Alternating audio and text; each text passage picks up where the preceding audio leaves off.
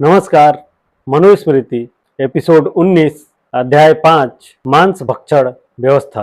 यज्ञ में वेद मंत्रों से प्रोक्षण किया मांस खाना और ब्राह्मणों की इच्छा से हुआ हो तो खाना चाहिए। देव कार्य और पितृ कार्य में निमंत्रण होने पर या प्राण जाने का भय हो तो खाना उचित है। ब्रह्मा ने इस जगत के प्राण को अन्न रूप से बनाया है, इसलिए चराचर जगत स्थावर अथवा जंगम सब कुछ प्राण का भोजन है। स्थावर घास आदि जंगमों का भोजन है, बिना डाढ़ वाले का भोजन है, बिना हाथ वाले का, जैसे मनुष्यों को मछली भोजन है और मृग आदि सिंह आदि के भोजन है। जो भक्षण के योग्य प्राणी हैं उनको प्रतिदिन खाने से खाने वाला दोषभागी नहीं होता है, क्योंकि भक्षण करने योग्य प्राणी और उनके भक्षकों को परमात्मा ने ही रचा है। यज्ञ के निमित्त से मांस भक्षण दैवी विधि कहलाती है, लेकिन देवार्पण के बिना मांस खाना राक्षसा विधि कही जाती है। स्वयं खरीद कर या आप ही मारकर अथवा दूसरे से लाकर दिया हो ऐसे मांस को देवता और पितरों को अर्पण करके खाने से दोष नहीं होता।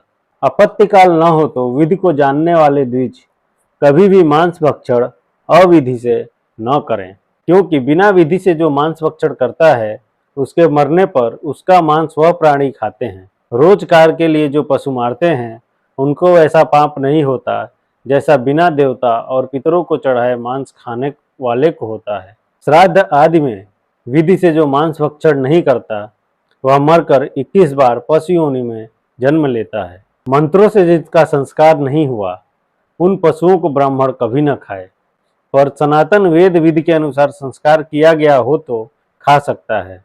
मांस खाने को इच्छा हो तो घृत का पशु या मैदा का पशु बनाकर विधि से मांस खाएं, पर देव निमित्त के बिना पशु मारने की इच्छा कभी नहीं करनी चाहिए। बिना देव निमित्त के जो वृथा पशु हिंसा करता है वह मरने पर जितने पशु रोम हैं उतने जन्मों तक उस पशु के हाथ से मारा जाता है।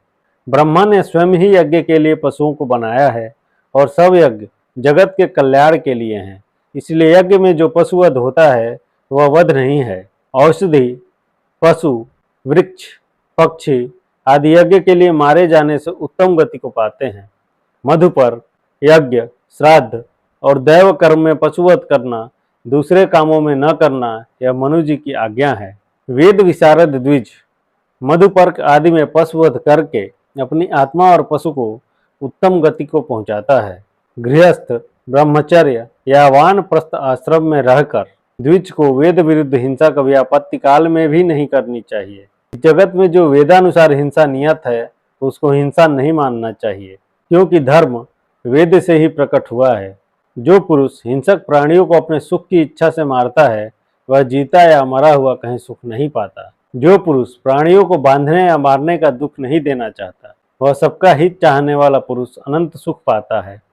ऐसा पुरुष जो कुछ सोचता है, जो कुछ करता है और जिसमें अभिलाषा रखता है वह सब सहज ही उसको प्राप्त हो जाता है।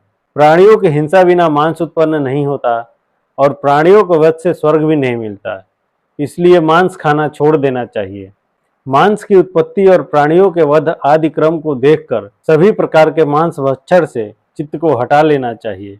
जो विधि छोड़कर पिशाच के भांति मांस भक्षण नहीं करता वह सबका प्रिय हो जाता है और रोगों से दुखी नहीं होता है।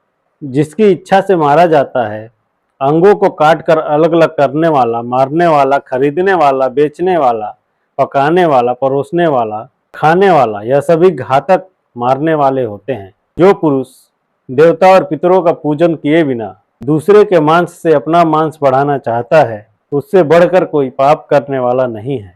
जो 100 वर्ष तक प्रतिवर्ष अश्वमेध यज्ञ करता है और जो जन्म भर मांस भक्षण नहीं करता, इन दोनों को समान पुण्य फल मिलता है। पवित्र फल मूल और मुनि अन्नों के खाने से वह फल नहीं मिलता जो मांस छोड़ने से प्राप्त होता है। इस श्लोक में जिसका मांस भक्षण मैं करता हूँ, शह अर्थात वह परलोक में माँ अर्थात मेरा भक्षण करेगा।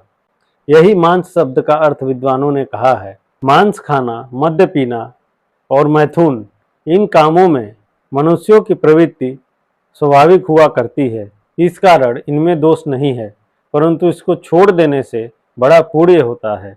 मित्रों, वीडियो को लाइक करिए, चैनल को सब्सक्राइब करिए और वीडियो को ज़्यादा से ज़्यादा शेयर करिए अपने WhatsApp groups, Facebook groups, Hindu जनों में, जिससे मनुस्मृति के बारे में समाज में जो भ्रांतियाँ फैली हैं वो मिट सकें, क्योंकि मनुस्मृति जीवन जीने के तरीके को सिखाती है।